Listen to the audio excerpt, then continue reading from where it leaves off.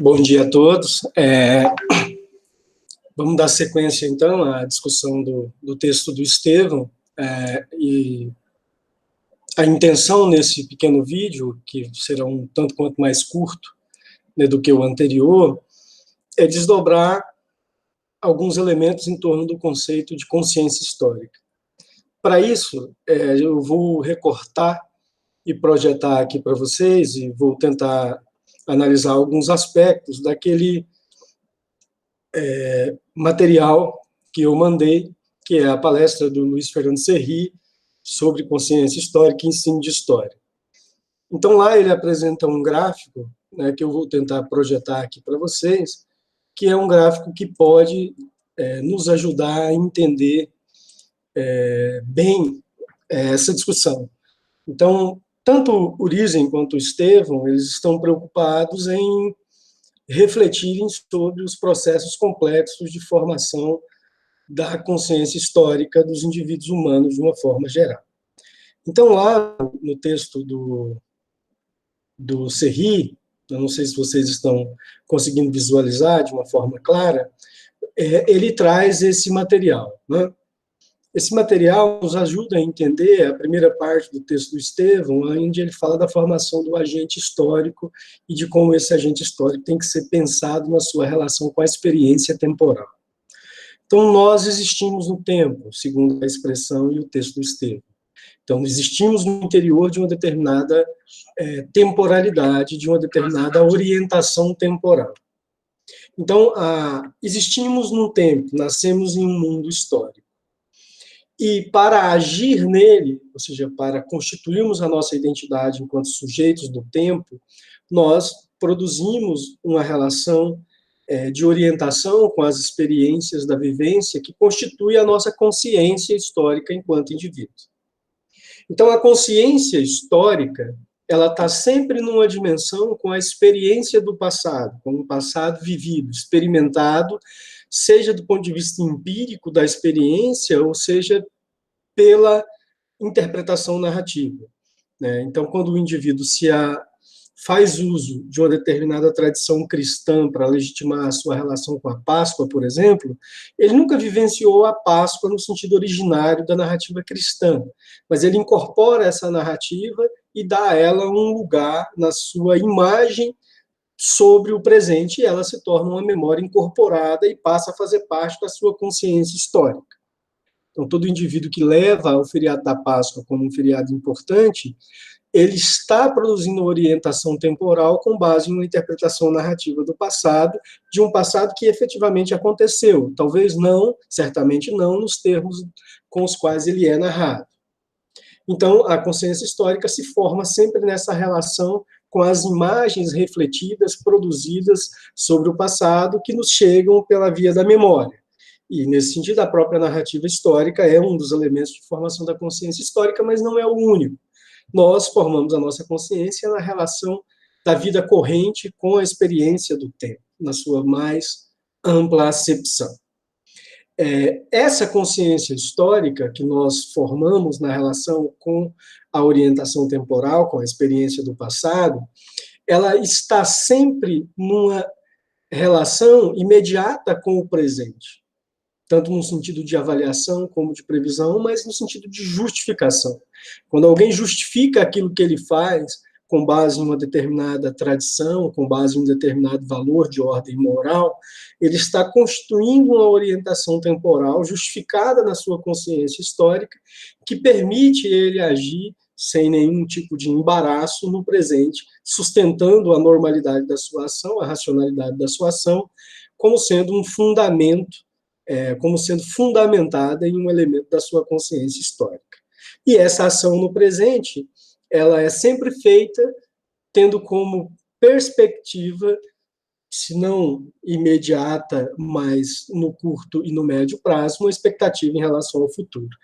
O conceito de tempo do Urizen, como eu já disse para vocês em outras discussões, ele se aproxima muito com a noção de tempo pendular do Reinhard Koselleck e a noção dele de espaço, experiência e horizonte expectativa. Então, tem uma proximidade muito grande. O Serri chama a atenção para que essas influências, né, produzidas na relação da interpretação temporal das experiências do tempo, elas produzem filtros, elas produzem determinadas imagens, determinados conjuntos de elementos que nos permitem pensar ou ver o mundo de uma determinada maneira. Então, nós acumulamos uma determinada cultura histórica. Você pode falar de uma cultura histórica conservadora, uma cultura histórica libertária, uma cultura histórica feminista. A cultura histórica é um elemento da consciência histórica. É um elemento que ajuda a formar e a desenvolver a consciência histórica em uma determinada direção. Urizen, quando fala de cultura histórica, ele trata a cultura histórica numa tripla dimensão. Ele usa o conceito de cultura histórica numa perspectiva cognitiva, que seria cultura histórica enquanto um conhecimento racional sobre o passado, cultura histórica numa dimensão política e cultura histórica numa dimensão estética. Aqui, o Luiz Fernando Serri não acompanha essa dimensão que o Urizen faz, mas ele traz alguns elementos dela. Então, toda cultura histórica é uma cultura política. E toda cultura política se alimenta de uma determinada cultura histórica, que é a base de uma consciência histórica, que é a matriz cultural de historicidade, que nos permite acessar uma teia de valores, de significados, que nos permitem agir no tempo e pensar a partir dele em determinadas perspectivas de futuro.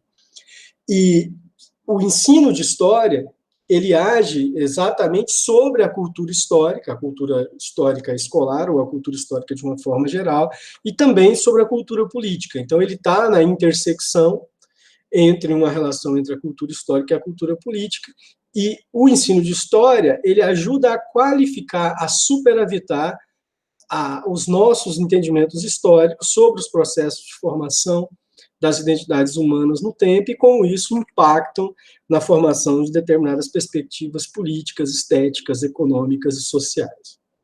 Então, a consciência histórica é o conceito-chave para você pensar a teoria da história do Urizen. E é importante sempre falar disso.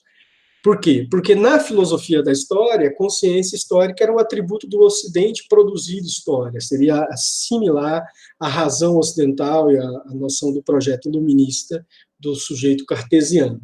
Na perspectiva que o Urizen coloca, ainda que dialogue com isso, ele está chamando a atenção para que todo indivíduo tem, produz e age sobre uma determinada consciência histórica.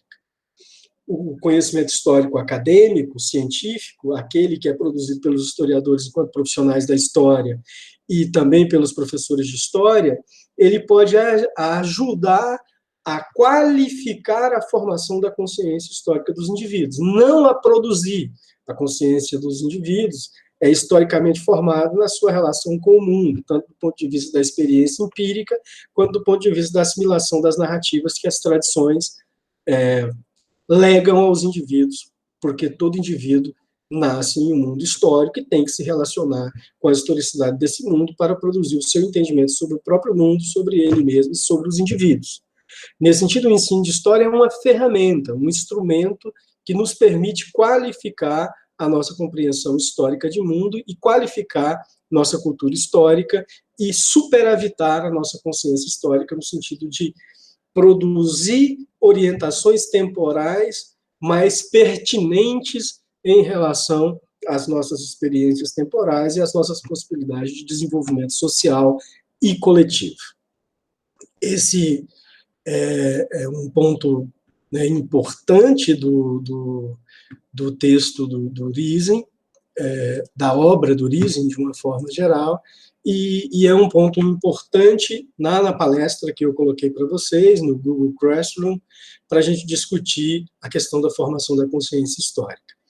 E tanto no texto do Estevão quanto no texto do Urizen, que nós vamos entrar em algumas aulas, a questão central é pensar consciência histórica e a cultura histórica como um atributo da didática da história e da teoria da história.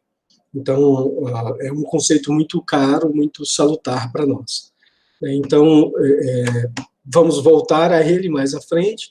Eu só queria ajudar vocês a acompanhar, a decodificar aquele símbolo lá que o Serri traz na palestra, lembrando que aquilo é fruto de um processamento de pesquisa feita originalmente na Europa, pelo Bodo von Boers, há o Young Maud, Jovens História, que foi replicado em Portugal, pela Barca, que foi replicado no Brasil pela Schmidt, e que o Luiz Fernando Serri fez parte, está ali codificando aqueles resultados. Trata-se de um resultado de pesquisa, na amostragem que foi feita nesse projeto, que ocorreu em vários países, percebeu-se a relação do indivíduo com a formação da consciência histórica, sobretudo entre jovens, operando daquela maneira. Então, a gente pode avançar em outras direções, mas como eu pedi para vocês acompanharem lá a palestra dele, eu achei importante ajudar vocês a decodificar aquele elemento. Bom, eu acho que é um pouco isso. A gente retorna para discutir o texto do Estevão e introduzir uma discussão inicial sobre história viva. No mais, é isso. Uma boa noite a todos.